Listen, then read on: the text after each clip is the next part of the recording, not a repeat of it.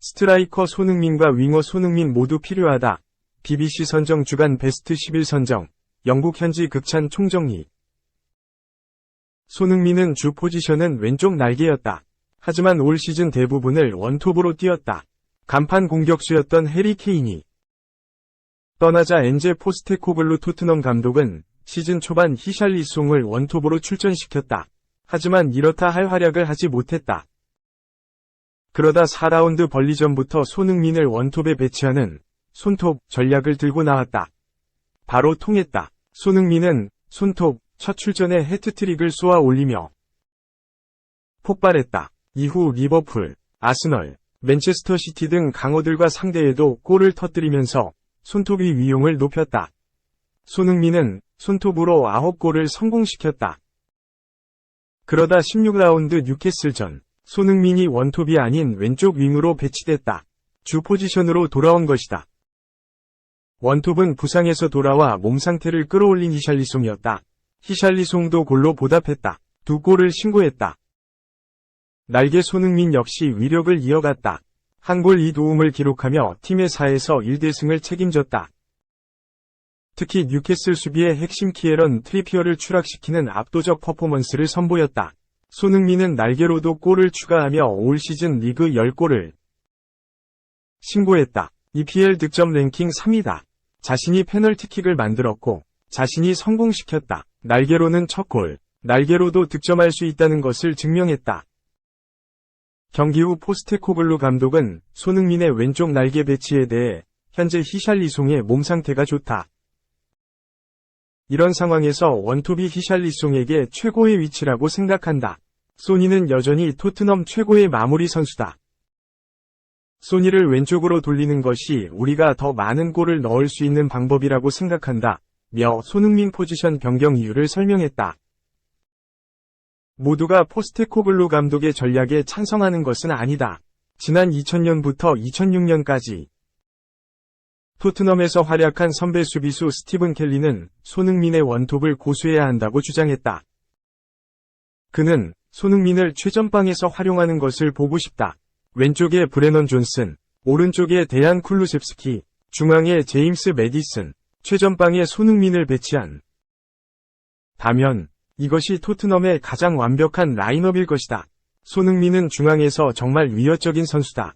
히샬리송은 손흥민 백업으로 쓰면 된다. 고 강조했다. 하지만 포스테코글루 감독의 전략에 동의하는 목소리도 있다. 토트넘 소식을 전하는 스퍼스 웹은 손흥민은 확실히 왼쪽에서 경기를 하니 훨씬 더 많이 경기에 참여했다. 그리고 손흥민은 원톱으로 뛴 최근 경기보다 윙으로 뛴 이번 경기에서 훨씬 더 편안해 보였다. 고 평가했다. 선 케인 넘어설 수 있다. 토트넘 최다 AS 손흥민. 현지 매체 케인보다 더 많은 골 기여. 최다 골 경신 가능. 토트넘 소식을 전문적으로 다루는 영국 현지 축구 전문 매체 스퍼스웹은 12일 한국 시각 손흥민은 토트넘에서 해리 케인보다 더 많은 골 기여를 할 가능성이 매우 높다. 그는 전혀 쇠퇴 징후를 보이지 않고 있다. 토트넘에서 4년 더 뛴다면 케인의 골 기록을 기회를 가질 수도 있다고 했다. 케인은 토트넘에서 총 435경기, 280골을 넣었다. 토트넘 구단 역사상 최다 득점자다. 프리미어리그에선 213골을 기록했다. 앨런 시어러 260골, 이어 EPL 역대 득점 2위다. 올 여름 케인은 토트넘을 떠나 바이에른 뮌헨으로 이적했다. 손흥민이 에이스 리더의 중책을 맡았다. 주장으로 선임됐고 왼쪽 윙어에서 중앙 스트라이커, 그리고 지난 웨스트햄전에서는 또다시 왼쪽 윙어로 포지션을 변경하면서 맹활약했다. 손흥민은 지난 11일 영국 런던 토트넘 호스퍼 스타디움에서 열린 2023에서 2024 시즌 잉글랜드 프리미어리그 EPL 16라운드 토트넘 뉴캐슬과의 경기에서 한 골 -2 도움을 기록했다. 팀은 4대1로 대승을 거뒀다. 엔지 포스테코글루 감독은 경기가 끝난 뒤 현지 매체와의 인터뷰에서 이 선을 강화해야 했다. 손흥민이 그 역할을 충분히 할 수 있을 것이라고 봤다. 그는 항상 위협적이었고 경기 초반 분위기를 완벽하게 가져왔다. 그는 여전히 최고의 피니셔이고 팀 리더라고 극찬했다. 이 어시스트를 기록한 손흥민은 또 다른 역사를 썼다. 토트넘 소속으로 EPL에서만 83개의 어시스트를 기록했다. 종전 최다였던 크리스티안 에릭슨 82어시스트를 넘어섰다. 스퍼스 웹은 손흥민은 웨스트햄과의 경기에서 데스티니 우도지 히샬리송의 골을 돕는 패스를 건넸다. 그는 83개의 어시스트를 기록하며 토트넘 역사상 최다 어시스트를 기록한 선수가 됐다. 게다가 해리 케인과 지미 하그리브스에 이어 세 번째로 많은 골을 넣은 선수이기도 하다며 손흥민은 토트넘에서 케인보다 더 많은 골 기여를 할 가능성이 높다. 4년 더 토트넘에서 뛴다면 케인의 골 기록을 깰 수도 있다. 고 했다.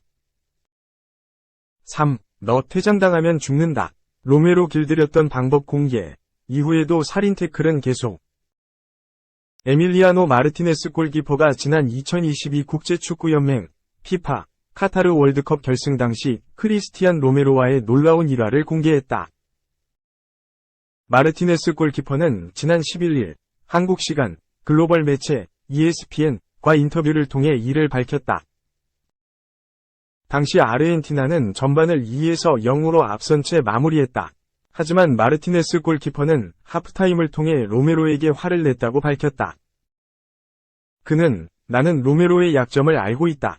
프랑스와의 결승전에서 그는 킬리안 음바페를 향해 양발 태클을 가했던 것으로 기억한다. 라며 입을 열었다. 이어 그리고 하프타임에 나는 그의 셔츠를 잡으며 만약 네가 퇴장당하면 나는 경기 후에 널 죽여버릴 거야 라고 말했다.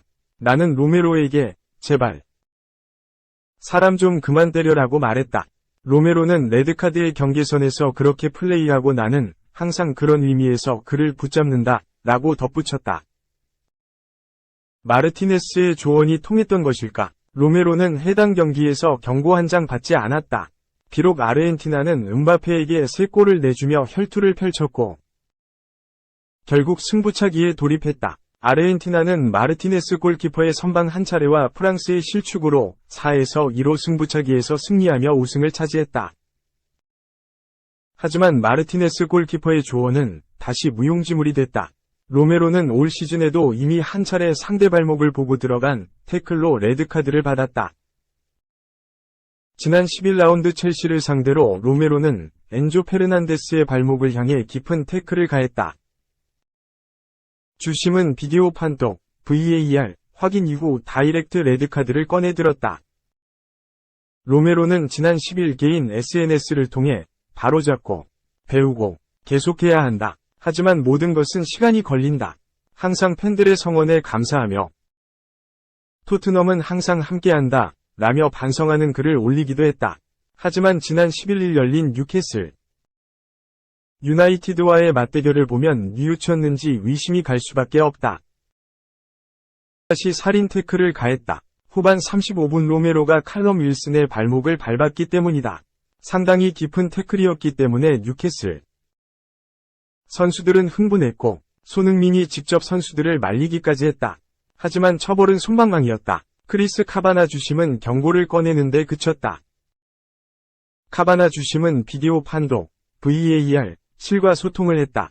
심각한 반칙, 여부를 체크했다. 하지만 판정의 번복은 없었다. 이를 두고 게리 네빌은 분노했다. 그는 영국 스카이 스포츠 방송에서 솔직히 화가 났다. 정말 화가 났다. 언뜻 보면 레드카드인 것 같다. 로메로는 미쳤다. 그는 항상 태클을 해야 한다. 속도를 늦추는 것은 그의 머릿속에 없다. 내 입장으로선 레드카드다. 그는 공을 넘어 발목까지 직진했다. 라며 강하게 비판했다. 과거 토트넘에서 활약했던 제이미 레드냅도 고개를 저었다. 그는 정말 끔찍하다. 이는 팀에 손해를 끼칠 뿐이다. 늘 성급한 결정을 내린다. 부주장으로서 좋은 모범을 보여야 한다. 하루 종일 레드카드다. 나는 그가 배울 것이라 생각하지 않는다. 일부 플레이어의 경우 길들일 수 없다. 라며 혀를 찼다. 4. 필요한 돈은 단 428억 원. 토트넘. 루마니아산 철벽, 영입에 박차 가한다.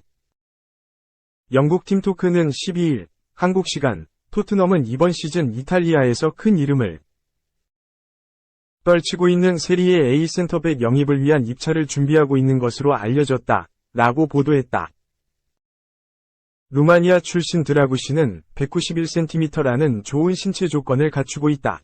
그는 주 포지션이 센터백이지만 풀백까지 소화할 수 있는 유틸리티 플레이어다.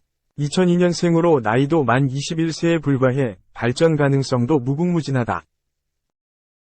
드라구시는 유벤투스 유소년 팀에서 성장했지만 확실히 자리 잡지 못하고 여러 구단을 임대로 돌아다녔다. 그는 삼프도리아, 어스 살레르니타나, 제노아 등에서 임대 생활을 했다. 드라구시는 지난 7월 유벤투스에서 제노아로 완전 이적했다. 드라구시는 이번 시즌 제노아의 주전 수비수로 활약하고 있다. 그는 2023-24 시즌 모든 대회 통틀어 18경기 한 골 1도움을 기록했다. 제노아는 4승 3무 8패, 승점 15로 세리에 A 14위에 올라있다. 드라구신과 연결되는 구단은 토트넘이다. 토트넘은 미키 판 더 펜이 햄스트링 부상을 당해 내년에 복귀가 가능하다. 크리스티안 로메로는 기량은 출중하지만 거친 수비 스타일로 또 다시 퇴장을 당할 위험이 있다. 무엇보다 판 더 펜과 로메로의 뒤를 받칠 자원이 부족하다. 팀토크에 의하면 제노아는 드라구신의 몸값을 2,600만 파운드로 책정했다. 토트넘이 지난 여름 제임스 매디슨, 브레넌 존슨, 판 더 펜, 굴리엘모 비카리오를 영입하면서 적지 않은 돈을 썼지만 부담스러운 금액은 아니다. 토트넘이 새 센터백 영입에 성공할지 주목할 일이다.